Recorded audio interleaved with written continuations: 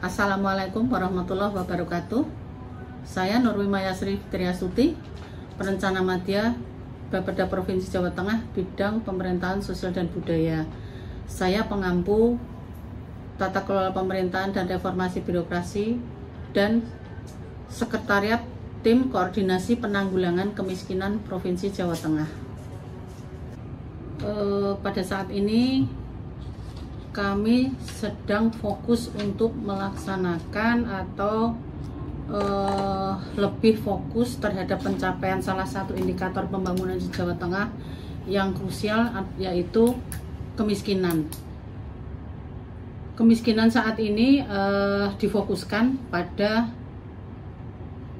intervensi kemiskinan ekstrim di seluruh Jawa Tengah, yang itu intinya adalah difokuskan pada penduduk dengan tingkat kesejahteraan terendah yang berada pada desil 1. Dalam pelaksanaannya terkait intervensi di masing-masing kebutuhan, kami sangat membutuhkan informasi terkait baik data berbentuk tabel ataupun itu infografis. Terlebih-lebih yang sangat kami butuhkan adalah informasi terkait spasial di masing-masing wilayah. Nah, kami sebelumnya belum ada gambaran apapun terkait hal tersebut, tetapi alhamdulillah kami sangat terbantu dengan adanya teman pintar yang diinisiasi oleh teman-teman di bidang infrastruktur dan pengembangan wilayah Bapeda Provinsi Jawa Tengah, yang sampai saat ini sudah bisa mengintegrasikan data terkait kemiskinan, khususnya wilayah yang menjadi prioritas intervensi penanggulangan kemiskinan, termasuk kemiskinan ekstrim, dan juga dapat mengintegrasikan data indeks desa membangun, yang itu merupakan data yang juga dibutuhkan dalam penentuan daerah yang menjadi intervensi program penanggulangan kemiskinan. Kami sangat terbantu karena dengan adanya teman pintar tersebut, kami bisa melihat masing-masing kondisi desa, kondisi alam, potensi apa yang dimiliki dari apa yang disajikan oleh teman-teman infrastruktur, sehingga kami dapat memberikan arahan bagi teman-teman perangkat daerah, khususnya yang terkait dengan penanggulangan kemiskinan, apa saja sih sebenarnya yang dibutuhkan dalam intervensi penanggulangan kemiskinan, yang intinya itu sangat dibutuhkan dari berbagai lintas sektor, baik itu sektor pendidikan, kesehatan, infrastruktur, ataupun pengembangan ekonomi lokal. Dengan adanya sistem ini, kami juga dapat bersinergi, khususnya dalam perbaikan atau informasi data-data terbaru kemiskinan yang nantinya juga akan diupdate di sistem informasi yang sudah disusun oleh teman-teman di bidang infrastruktur. Harapan kami semoga OPD, terutama yang terkait dengan penanggulangan kemiskinan, dapat memanfaatkan teman pintar dalam perencanaan ke depan, baik di bidang infrastruktur, di bidang ekonomi, maupun pemerintahan sosial dan budaya. Kami berharap sistem ini dapat berkembang ke depan, dapat mengakomodir data-data terkait kemiskinan yang nantinya juga kami yakini akan dapat berkembang, dan mudah-mudahan data tersebut dapat diakomodir oleh teman-teman di bidang infrastruktur melalui teman pintar ini, agar kelengkapan data yang dibutuhkan akan semakin terakomodir. Kami yakin sistem ini sangat bermanfaat. Harapan kami semoga teman pintar ini bermanfaat bagi pemerintah Provinsi Jawa Tengah dan masyarakat, dan saya berharap teman pintar ini dapat terus maju, berkembang, dan amanah bagi kita semua. Terima kasih. Assalamualaikum warahmatullahi wabarakatuh. Nama saya Muji Purnomo, Jabatan saya adalah perencanaan utama di Bapeda Provinsi Jawa Tengah. Saya juga sebagai Ketua Komisariat Perkumpulan Perencana Pembangunan Indonesia Jawa Tengah, sekaligus juga sebagai Ketua terkait dengan pengurus nasional pada Direktur Pengembangan Organisasi. Perlu saya sampaikan terkait dengan SIMFAS yang sekarang lagi dilakukan oleh Bapeda Provinsi Jawa Tengah. Dulu kita belum memiliki data spasial.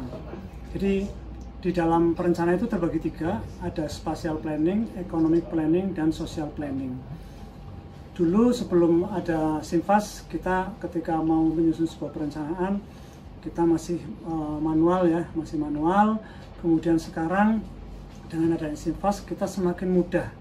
Contohnya ketika kita melakukan sebuah aktivitas kegiatan yang akan dilakukan, seperti ketika kita mau melakukan terkait dengan lampu penerangan jalan atau lampu terkait dengan lampu lalu lintas. Itu jaringan lampu lalu lintas di dalam data spasial yang sekarang ini sangat bermanfaat sekali. Itu jaringan misalkan dalam 1 km, 10 km, di situ perlu ada berapa titik jaringan lampu lalu lintas.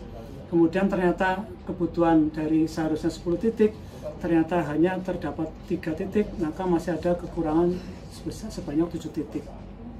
Ini kemudian dilakukan oleh teman-teman di bidang teknis, bagaimana caranya ketika mau melakukan perencanaan penambahan titik-titik untuk penerangan jalan.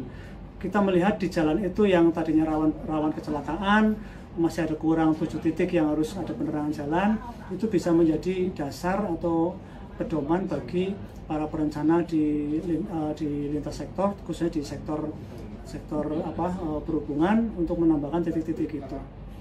Dan ke depan, harapan saya ke depan ini tidak hanya melakukan perencanaan di 1 tahun atau 2 tahun, tapi jangkanya adalah jangka panjang. Seperti yang sedang kita susun rencana pembangunan jangka panjang 2025 sampai dengan tahun 2045. Di tahun 2045 kita akan ada tumbuh jumlah penduduk yang basicnya adalah tahun 2022, kemudian di tahun 2045 kita akan bertambah jumlah penduduk sekian persen.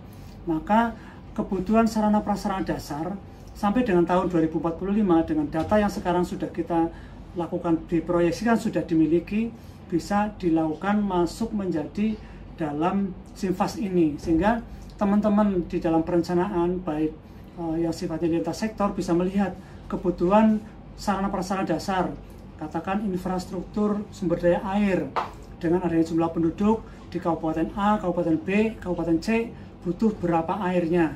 Kemudian kita bisa melihat dengan jumlah kebutuhan air sampai dengan tahun 2045.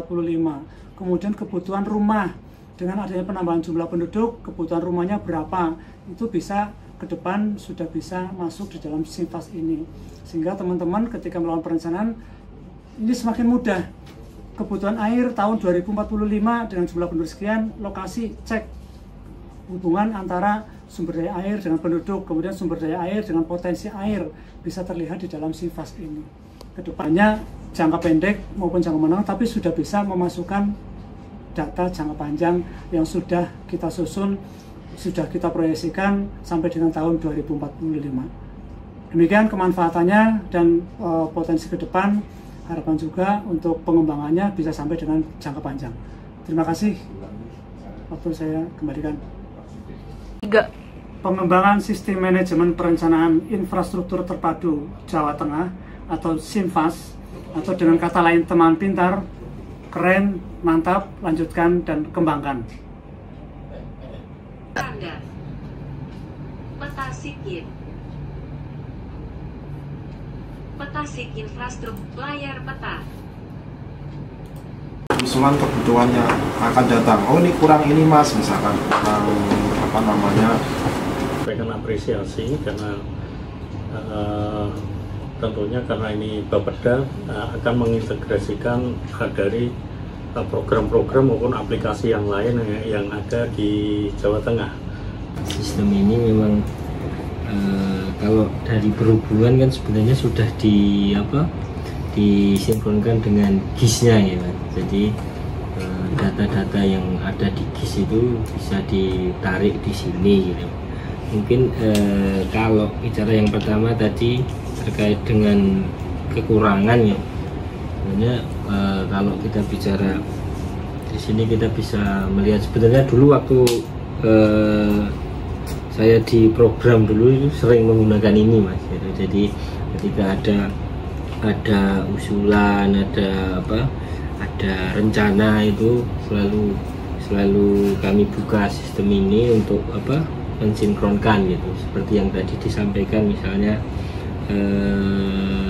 ada kebutuhan dari LPJU gitu. Jadi itu di ruas mana saja itu bisa terlihat dan bisa dilihat juga dengan dukungan dari sektor yang lain. Nah kalau kekurangan mungkin ini Mas, terkait dengan ini mungkin nomor 1 sama nomor 3 hampir sama ya, kekurangan sama harapannya ya. Itu jadi kalau kemarin kita sudah ada yang netes lah itu dari Transjateng atau BRT Transjateng dengan desa wisata Lerep itu, jadi mungkin ada data ini Mas. Kalau untuk saat ini gitu, tidak semua shelter Transjateng itu berhimpitan langsung dengan contoh desa wisata. Contoh tadi juga ada desa kemiskinan ekstrim gitu. Jadi mungkin perlu juga ditambahkan sebenarnya jika ada data itu untuk transportasinya lanjutannya. Misalnya kemarin waktu ke Lerep itu memang di situ ada beberapa opsi. Yang pertama untuk angkutan lanjutan dari halte Bandarjo, Pasar Bandarjo itu dengan memanfaatkan shuttle dari desa Lerep, dan juga ada angkutan existing atau angkot yang ada di situ. Memang kemarin kita florkan kepada SD Saverius itu, sehingga yang menjadi pertimbangan tuh tadi juga sudah disinggung terkait biayanya gitu. Jadi mereka memilih dengan angkot atau angkutan kota existing, dan kita juga bantu fasilitasi untuk teman-teman di sana gitu. Jadi mungkin ketika ada desa wisata yang sudah ada paket atau shuttle-nya, contoh kemarin juga di desa wisata Krikilan itu juga ada di situ terminal Sangiran yang kebetulan dikelola oleh desa Krikilan. Di situ kita juga ada shelter di situ, dan juga sudah ada angkutan lanjutan atau shuttle dari teman-teman di desa wisata atau di desa itu. Sehingga mungkin kalau bicara terkait dengan kekurangan atau harapan ke depan, mungkin desa wisata itu juga nanti ada data yang terkait dengan kira-kira angkutan lanjutan atau shuttle-nya itu ada nggak sih gitu. Terus kalau ada bisa dimunculkan atau diklasifikasikan desa wisata yang ada angkutan tersebut gitu. Karena tadi kita lihat juga tidak semua shelter Transjateng berhimpit langsung dengan desa wisata atau desa kemiskinan ekstrim. Berikutnya terkait dengan manfaat, ya tadi sudah di awal disampaikan bahwa dengan adanya sistem ini, sehingga kita ketika kita melihat misalnya kalau kami dari Transjateng ada usulan, biasanya kita ada permohonan entah itu dari desa, entah itu dari masyarakat terkait dengan penambahan shelter atau usulan shelter, itu kita juga bisa melihat di sini sebagai acuan. Mungkin itu dulu Mas. Terima kasih. Kalau dari pariwisata sebenarnya kalau peta Sebarengga ini ada di Madosi juga ya, dari aplikasi Disporapar mengeluarkan aplikasi Madosi. Cuman kalau ini kan lebih kompleks sampai lintas sektor, ada ekonomi, ada sebagainya. Terus kalau untuk responnya sih bagus ya Pak, karena kita bisa memetakan desa wisata, juga ada desa wisata yang ekstrim yang bisa lokasinya berdekatan atau tidak. Itu kan kalau untuk desa wisata di sebelahnya ada desa ekstrim, itu kan bisa kita bantu untuk meningkatkan perekonomian desanya, ada manfaat ekonominya, lapangan kerjanya, dan peningkatan infrastrukturnya mungkin bisa terbantu dengan samping-sampingnya ada desa wisata maju. Usulan kebutuhannya mungkin ini desa wisatanya, datanya mungkin bisa diupdate nanti. Yang desa wisata terbaru ada 717 ya, 776, terus juga ada DTW-nya ada 1.300-an juga yang terbaru. Ini itu aja sih Pak untuk update data desa dan DTW yang terbaru. Assalamualaikum warahmatullahi wabarakatuh. Nama saya Sumaryati, saya sebagai Kepala Desa Lerep, Kecamatan Ungaran Barat, Kabupaten Semarang. Kebetulan tempat kami ini adalah sebagai desa wisata.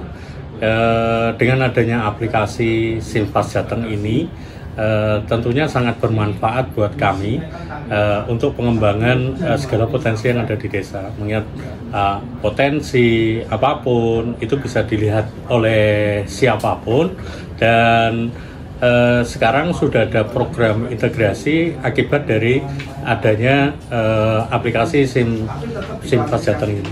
Yaitu kemarin kita sudah praktek dengan EduTrip, yang mana menggandeng dari Trans Jateng ini mengadakan paket wisata di Desa Lerep. Jadi anak-anak diperkenalkan bagaimana mengikuti moda transportasi massal yang ramah lingkungan, kemudian dijemput oleh angkutan shuttle yang ada di desa kami, pemberdayaan masyarakat yang tergabung dalam PSL atau Paguyuban Super Lerep.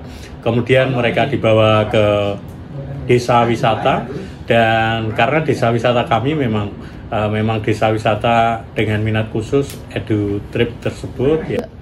Dengan adanya program yang terintegrasi, ya ini dengan kerjasama dengan Trans Jateng untuk membawa wisatawan ke desa wisata, tentunya menambah omset dari desa wisata. Karena di desa wisata itu notabene desa itu masih memiliki warga miskin, sehingga dengan bertambahnya kunjungan ke desa wisata tentunya akan sangat bermanfaat untuk mengurangi kemiskinan. Dari mana itu bisa terjadi? Misalnya kalau di desa wisata dia yang ngambil paket tidur di homestay, ini adalah dia akan semakin lama tinggal di desa, dia akan semakin lama membelanjakannya kepada masyarakat desa, sehingga UMKM terutama warga miskin yang kita bina menghasilkan produk-produk ini semuanya bisa dibeli oleh para wisatawan. Kemudian ke depan ini tidak semuanya desa wisata siap untuk menerima ini, sehingga perlu adanya menggandeng di kawasan. Satu contoh misalnya kami di kawasan lereng Gunung Ungaran, kami bisa menggandeng teman-teman kami desa wisata yang lain. Satu contoh misalnya mereka tidur di Desa Lerep, di homestay-nya Desa Lerep, tetapi dalam paket perjalanannya bisa membuat gula aren di desa sebelah, di Desa Branjang, kemudian menikmati kesenian kuda tebok di Desa Keji, kemudian menikmati curug lawe di Kalisidi itu. Sehingga desa-desa yang lain pun dengan program Teman Pinter Jateng ini mengonekkan Trans Jateng di bidang wisata, desa-desa di kawasan itu bisa menikmati hasil dari program ini. Tentunya mereka akan menginap di desa, melakukan aktiviti di desa, membelanjakan duitnya untuk membeli kerajinan maupun makanan dari UMKM yang ada di desa. Bermanfaat ya, luar biasa, karena dari program ini siapapun bisa melihat potensi yang ada di Jateng. Lebih-lebih kami yang tinggal di desa, yang tadinya tidak terlihat siapapun, sekarang bisa terlihat. Terbukti dengan adanya program ini, itu tadi bisa menambah jumlah pengunjung yang ada di desa wisata kami. Harapan kami ini lebih ditingkatkan, performanya lebih ditingkatkan, kemudian sosialisasinya lebih digencarkan, sehingga manfaat ini bisa dimanfaatkan oleh seluruh warga Jateng. Terima kasih. Taman Pinter Jateng bermanfaat, sukses, terus berkembang. Ada persebaran ini Pak, ketika diangkat ini yang merah-merah ini adalah ekstrim. Kita mau dekatkan dengan apa? Dengan Jateng bisa, dengan fasilitas kesehatan bisa, dengan fasilitas pendidikan bisa. Saya Eri Derima-Rianto, PLH Kadisub Provinsi Jawa Tengah. Saya sangat mengapresiasi dan berterima kasih terkait dengan program Simfas Jateng atau yang akan dinamakan dengan Teman Pintar, yang mana program tersebut menjadi satu kesatuan di perencanaan seperti di perhubungan misalnya, yang bisa mengintegrasikan antara layanan Trans Jateng yang melayani EduTrip dengan layanan desa wisata. Selain itu juga mengintegrasikan kebutuhan fasilitas perlengkapan jalan, fasilitas keselamatan maupun daerah rawan kecelakaan yang akan terintegrasi dengan kondisi infrastruktur yang lain. Teman Pintar akan dikembangkan lagi menjadi lebih baik dan kami sangat mendukung untuk pelayanan program perencanaan berbagai macam subsektor menjadi lebih baik lagi. Terima kasih.